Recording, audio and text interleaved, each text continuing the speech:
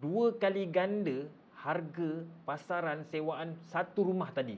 Tadi kan sewa RM1,000, tapi kalau kita sewa bilik, kita dapat RM1,200 hingga RM1,800. Lebih menguntungkan. Best tak?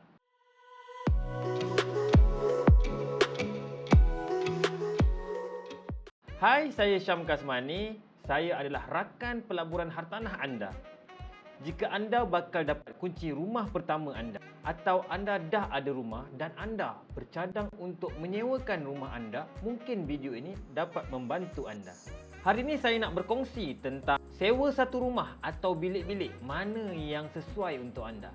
Mana satu yang lebih menguntungkan, dan yang paling penting yang mana satu lebih seronok untuk diuruskan. Pada poin nombor 3 nanti, anda dah boleh buat keputusan mana satu yang sesuai untuk anda. Jom kita tengok perbandingan antara sewa satu rumah dengan sewa bilik-bilik. Okey, poin pertama,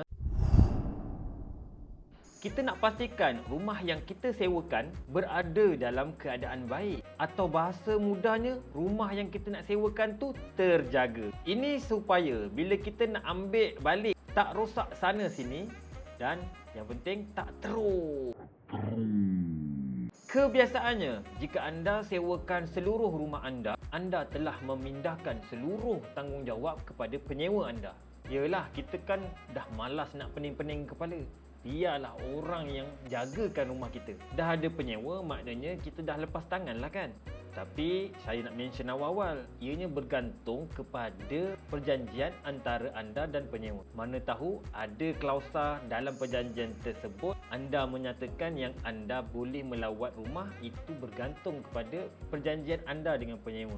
Manakala jika anda menyewakan bilik-bilik, anda masih boleh akses untuk bawa masuk penyewa yang lain. Masa tu anda bolehlah tengok rumah anda sama ada elok ataupun tak, jahanam ataupun tak. Jadi mana satu yang lebih baik? Bagi saya akan sewa bilik.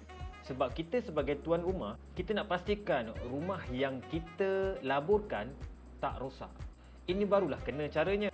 Penyewa dapat, rumah pun kita dapat pantau. Poin kedua, mana satu yang lebih mudah untuk kita dapatkan penyewa? Kalau sewa satu rumah, kita akan iklankan sampai kita dapat penyewa yang mengikut kriteria yang kita nak. Bila dah dapat penyewa, kita pun dah berhenti untuk cari penyewa lagi kan. Lebih cepat kita dapat penyewa, lebih cepatlah kita goyang kaki. Berbeza dengan sewa bilik. Proses mencari penyewa berulang kali sebab ianya bergantung berapa ramai yang kita nak letakkan dalam rumah tu. Kalau satu bilik kita nak letak 2 orang, dalam satu rumah tu ada 3 bilik, maknanya ada 6 kali proses cari penyewa. Letih juga Untuk yang ini, sewa satu rumah lebih menyenangkan. Poin ketiga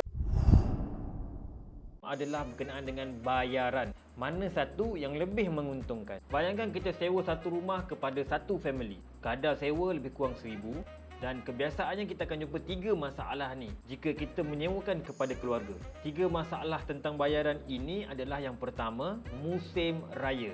Musim yang diorang nak gunakan duit sangat banyak. Baju raya, kuih raya, duit raya, kan jalan sana sini. Banyak kan? Yang kedua, musim awal persekolahan. Juga nak pakai duit yang banyak untuk sesi persekolahan anak-anak. Yang ketiga, in case of emergency. Contohnya berlaku kemalangan, parents, orang tua sakit, kereta rosak, diberhentikan kerja dan lain-lain. Jadi, bila mereka ni mula menangguhkan bayaran, maka bermulalah sesi kejar-mengejar antara tuan rumah dengan penyewa. Nak bagi muka, nanti jadi kebiasaan. Tapi kalau kita nak tegas, tak sampai hati pula kan? Hal ini berbeza dengan sewa bilik tuan-puan. Bayaran bulanan lebih murah. Contohnya antara 200 hingga 300 sebulan. So, komitmennya pun tak besar. Yang paling best, untung dia besar. Contohnya untuk 200 seorang kali dengan 6 orang tadi, so kita dapat collection 1,200. Tapi kalau sewanya 300 kali dengan 6 orang, kita ada 1,800. So anggaran pendapatan untuk collection rumah tu kita dapat sekitar 1,200 sehingga 1,800. 2 kali ganda harga pasaran sewaan satu rumah tadi. Tadi kan sewa 1,000, tapi kalau kita sewa bilik kita dapat 1,200 hingga 1,800. Lebih menguntungkan. Best tak?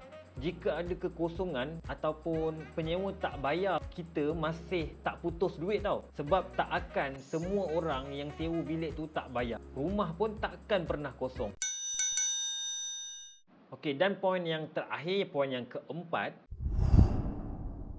kita tengok proses nak keluarkan penyewa. Penyewa yang ingkar perjanjian. Tergamakkah anda untuk keluarkan happy family tadi? Kalau dibiarkan, kita pula yang pening kepala. Nak tanggung kerugian, nak bayar installment dengan bank tu. Kalau kita lewat bayar dengan bank, bank ada interest. Tapi kalau penyewa yang lambat dengan kita, kita nak kenakan interest pun tak sampai hati. Sebaliknya dengan penyewa bilik-bilik tadi, jika mereka dihalau keluar, mereka ni akan lebih mudah untuk keluar. Satu, disebabkan barang mereka taklah banyak. Yang kedua, mereka ni seorang je. Yang ketiga, mereka pun tak risau sangat. Bayaran pun taklah besar mana yang ditangguh tu. Tak perlu pun kita nak tunggu berbulan-bulan untuk nak keluarkan penyewa ni. Kebiasaannya mereka sendiri yang nak volunteer untuk keluar.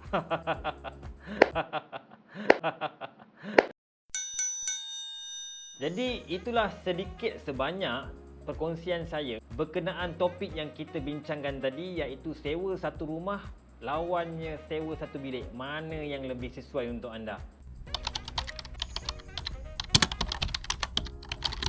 Perbandingan yang saya buat adalah berdasarkan pengalaman saya sendiri. Apapun segala keputusan di tangan anda, sebab anda sendiri yang tahu apa game plan anda. Saya cuma beritahu realitinya supaya anda boleh buat persediaan. Semoga dengan perkongsian saya tadi dapat membantu anda menjalani pelaburan hartanah sebagai pelabur kelas pertama.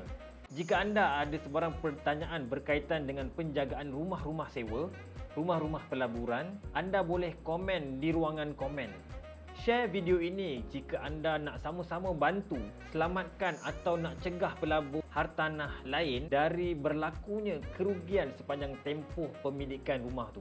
Sekian sahaja dari saya, Syam Kasmani, rakan pelaburan hartanah anda. Jangan lupa subscribe dan tekan loceng notification. Sampai kita berjumpa lagi. Assalamualaikum.